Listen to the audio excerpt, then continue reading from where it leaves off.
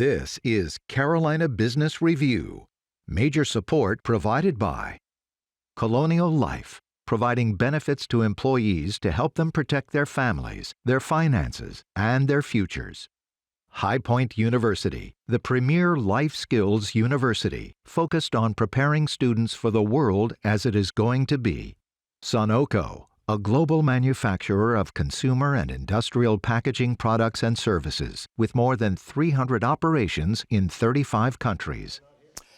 FEMA is careful about comparing storms and disasters. It may have something to do with the sensitivity of loss, certainly, and the impact of disasters on families and communities. Welcome again to the most widely watched and the longest-running dialogue on Carolina business, policy, and public affairs seen across North and South Carolina. I am Chris William, and in a moment, we start this week's discussion about what is important to know here in our region, as we do every week. And later, he is the Deputy Administrator of FEMA and will join us from Washington, D.C., the former Secretary of North Carolina's Department of Public Safety. Erik Hooks joins us. We start right now. Major funding also by Truliant Federal Credit Union, proudly serving the Carolinas since 1952 by focusing on what truly matters, our members' financial success. Welcome to Brighter Banking. Blue Cross Blue Shield of South Carolina, an independent licensee of the Blue Cross and Blue Shield Association. And Martin Marietta, a leading provider of natural resource-based building materials, providing the foundation on which our communities improve and grow. On this edition of Carolina Business Review, Tony Mecia from the Charlotte Ledger, Dr. Joseph C. Von Nessen of the Darla Moore School of Business, University of South Carolina, and special guest, Erik Hooks, Deputy Administrator, FEMA.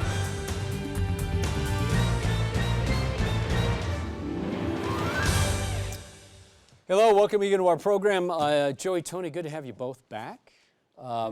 Interesting times for sure. Here we are 3.5 weeks plus after Helene came barreling through the Carolinas for sure. Joey, any idea? And I know the delta between all of these estimates on the impact to tourism alone is pretty big, but any idea how tourism is going to be impacted this season? Well, we've seen a good tourism season overall in South Carolina so far, and it's been one of the best years in South Carolina's history. And really one of the best ways that we can measure damage like this is to just look at previous storms. It's not an apples to apples comparison by any means. But if we look back to the Great Flood from 2015, we actually estimated the losses there to be in excess of $2 billion for South Carolina alone. Not the Carolinas, just South Carolina. And a lot of that had to do not only with the losses to businesses, but also real wealth losses to individuals and households when they were underinsured or uninsured on properties that they weren't planning on seeing flooded. And I think we'll see something similar here. Again, we can't compare the numbers explicitly. This is a different circumstance, but that gives us some perspective on what we might be looking at. In North Carolina, Tony, I know you all have started a newsletter about this that's going on up in Western North Carolina, but North Carolina tourism official Whit Tuttle, who has been on this program several times, said that it was close to $2 billion so far of a loss in just tourism in just the fourth quarter. And probably a big part of that is from Asheville. But of course, any idea the scale and the scope of this? And it's still being defined, I'm sure. But what do you think? Yeah, it's still, I think, a little bit early to know the precise numbers. But this is a region of North Carolina that's very dependent on tourism. I looked at the numbers from the North Carolina Department of Commerce. And the tourism employment in Western North Carolina is about double the state average. About 25% of the workers in counties west of Asheville, for example, are in the tourism sector. I went up, a few weeks ago, went through Hendersonville, Brevard, Saluda, a lot of these areas, they're pretty much back to normal, and they want people to know that they're open for business, and they really need the tourism. October and November, pretty big months for them, leaves changing and all that, and people aren't showing up because they see all these photos of the broken roads, the homes being swept away, all these devastating images coming out of Western North Carolina. But it's important to know it's not evenly dispersed across Western North Carolina. So you have a lot of towns that are still open for business, but nobody's showing up. So by and large, and I know Governor Cooper in North Carolina specifically came out day after the storm and said, don't come up here. And we certainly understand that why, but you think the reverberation of that has kept people from showing up? Definitely. I mean, I think, people have a lot of connections to the North Carolina mountains, close to Charlotte, it's close to Atlanta, it's close to Eastern Tennessee. There are a lot of folks in those areas that are used to going to the mountains, and they were told initially, stay away while we recover. A lot of these places have recovered, but obviously, around Asheville, Chimney Rock, Lake Lure, those still probably shouldn't go as tourists there right now, but there are a lot of other areas that are open for business and that are very dependent on that tourist economy. So, Joey, I want to ask you this effect, and I'm going to call it the Florida effect. And so there were stories now coming out of Florida, given the last few storms that they've gone through. And certainly Milton, as it barreled across that Florida peninsula. But now there are several stories, and corroborated stories, that people are trying to sell their homes and move out of Florida after this huge migration to the Sunshine State beginning in 2020, when we were all going to figure out how to work from home permanently. So now Florida is seeing the other effect. Do you think, and I'm just going to throw this on you, as North and South Carolina, clearly in-migration has been driving a lot of the growth, and more folks who have not been in hurricane belts or storm belts experience this. Do you think this could be a wet blanket on those folks that live here or maybe want to come here? And or at some point, do we start to see growth level out as not just that, but housing prices creep up, things get more expensive, the cost of living rises, et cetera? I think there are multiple factors at play that really drive that. And in the short run, I would say the answer is no, especially in South Carolina, where we've seen hurricanes come through. And in Charleston, for example, we see rebuilding that takes place, oftentimes more expensive properties, and they just keep going. The other factor is that the difference in the cost of living between South Carolina, the Carolinas in general, and New England, which is where most people are moving in from, is still quite large.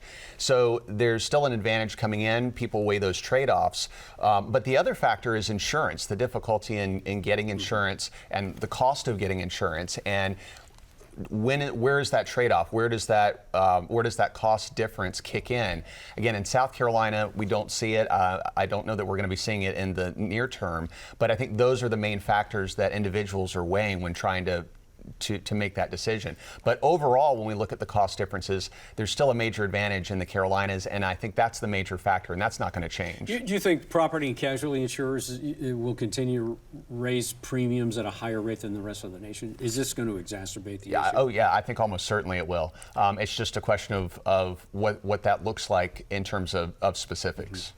A couple minutes left, Tony. So on the Wednesday after the Tuesday election, and we finally get past the hundreds of texts and phone calls and door knockings in the Carolinas that have been going on, what do you think emerges as top issue after we get past the election?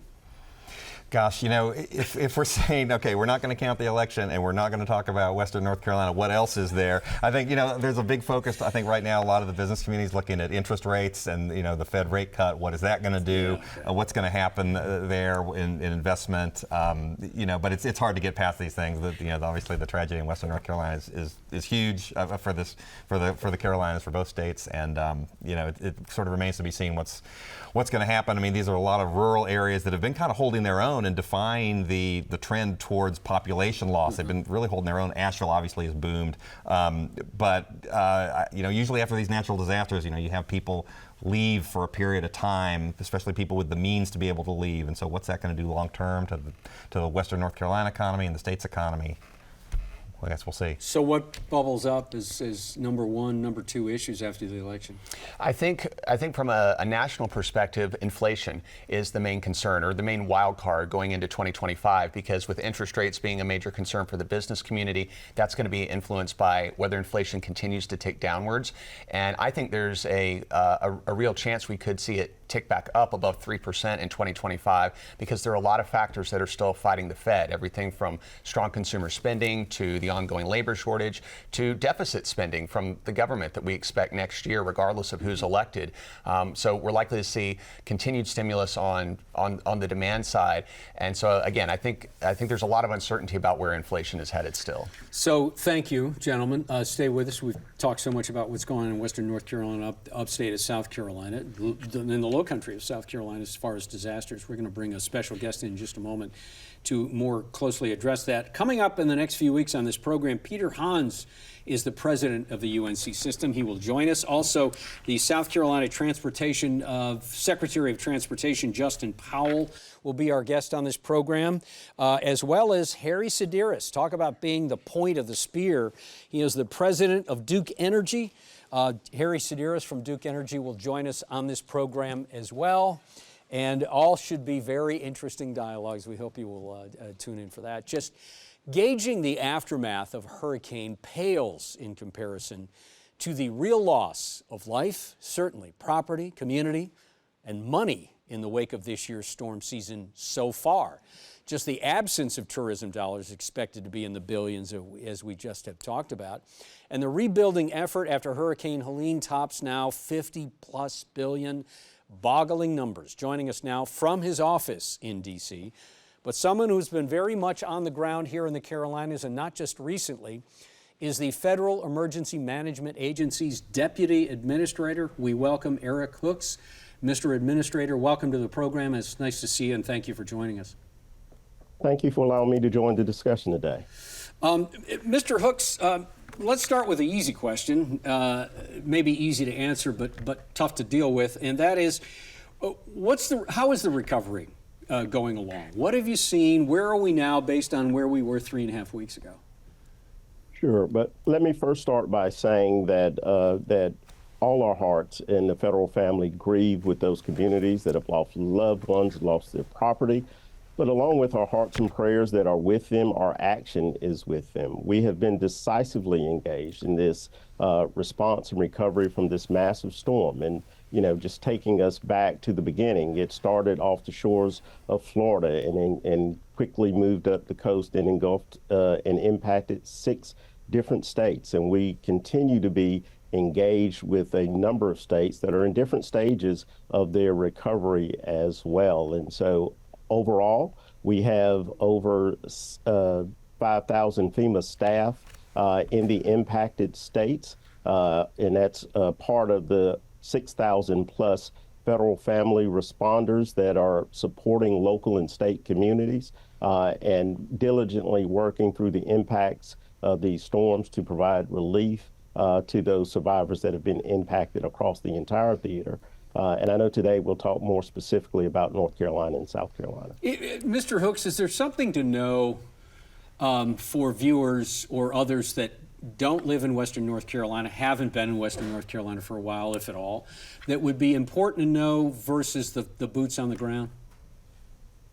Sure. I think the most important thing to know is that the folks in North Carolina and South Carolina and across the areas that I have been on the ground visiting, they are grateful, they are resilient, and they know that we are going to be there for the long term.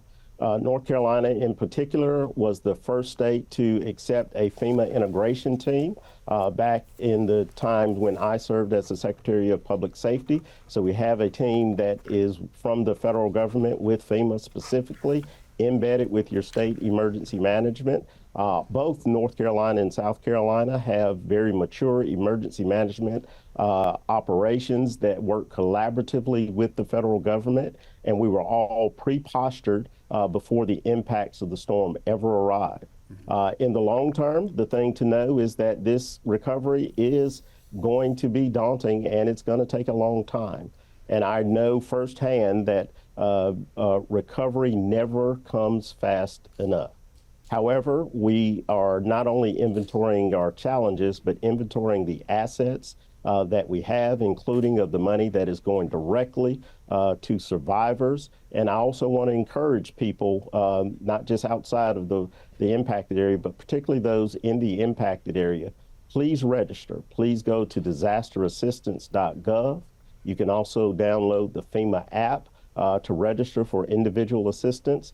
And if you allow me, I'll give you a 1-800 number to also call, because this is really important that we get people registered in the system so we can help them on their journey back to recovery. That number is 1-800-621-3362. That's 1-800-621-3362.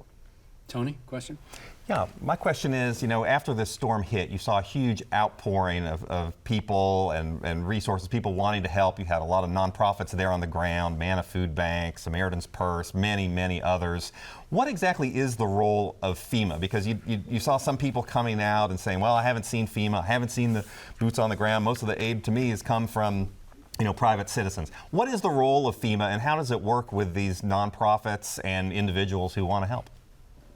FEMA has a coordination role with all of our nonprofits, and this occurs before the storms occur. We have a strong community of nonprofits, volunteer agencies, faith-based organizations that come together, particularly the Red Cross and many others, Samaritan's Purse and others, as you mentioned, that we work hand in hand with, along with the various states for disaster support.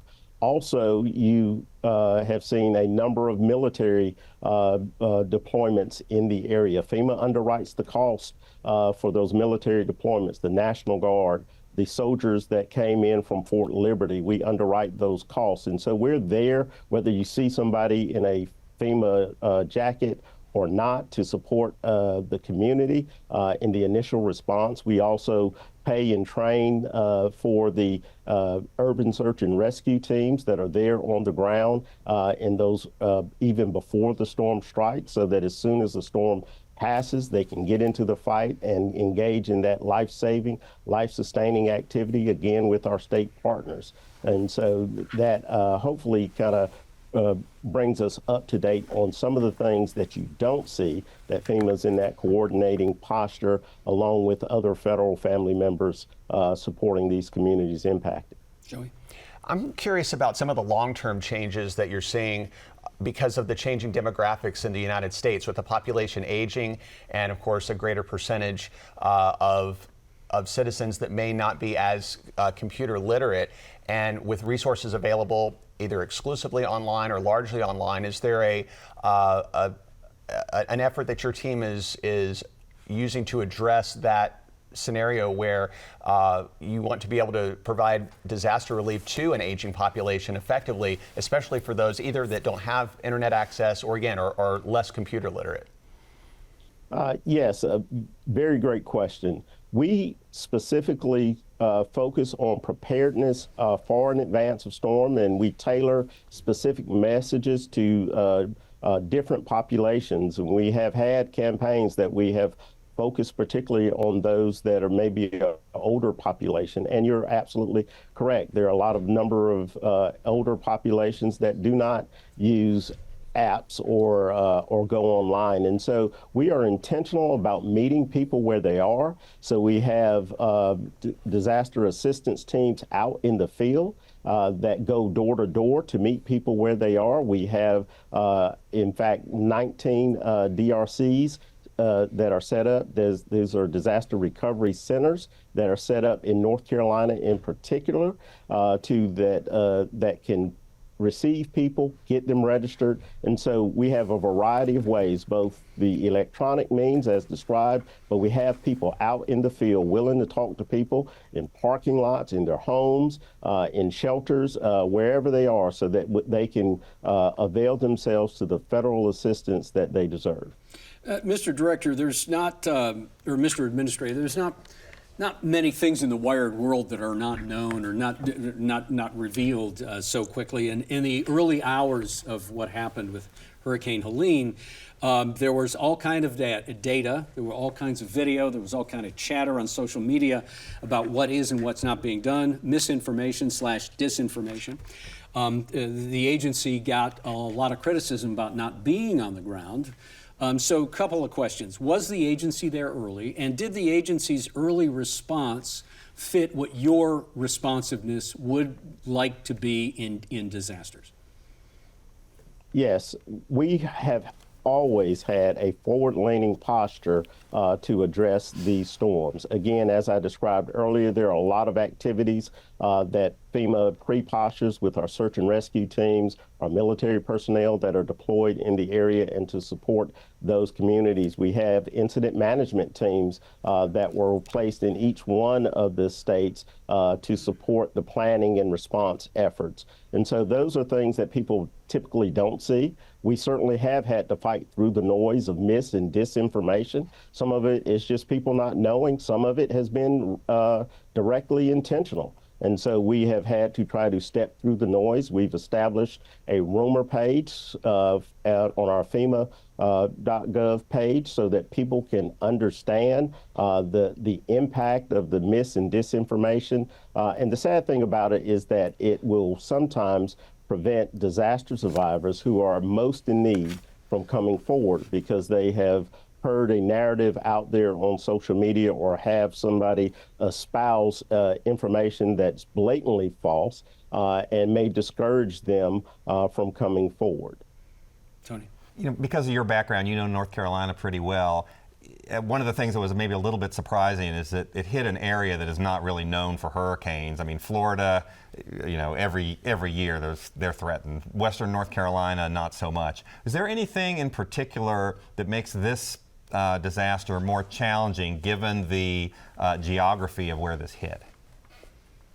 Absolutely. North Carolina as a whole has been really mature in its ability to respond to storms. Most obviously has been on the East Coast. I was there in 2018 where at that time Hurricane Florence was the storm of record, the major storm that had impacted North Carolina. But this storm presented some very unique challenges. The terrain in western North Carolina, mudslides, sides of mountains and hills sloughing off and the impacts to roads, presented different challenges. And so therefore, we, again, were determined to meet people where they are. And we had already pre-planned for the challenges that could arise because we knew that prior to Helene impacting, that Western North Carolina had suffered a lot of rain inundation. So we set up, an air operations that's been unparalleled in previous responses, utilizing the National Guard C-17 to bring millions and millions of pounds of commodities into the area, airlifting commodities into the area with rotary and fixed-wing aircraft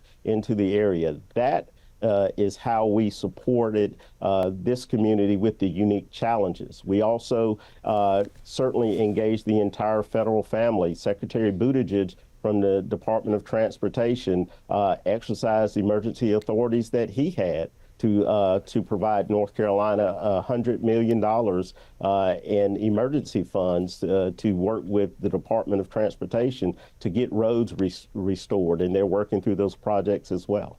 Tony. All right, Joey. So we were talking earlier about how certain communities are building back and typically do build back every time they go through a natural disaster. Charleston, I was using as an example earlier. But I was curious if when you look around the country, there are any, let's say, predictive factors that you have identified that determines whether or not the population does decide to move elsewhere or does not necessarily build back? Are there certain factors that you've seen that distinguish one community from another in terms of how these storms change the long run growth of these different communities throughout the country?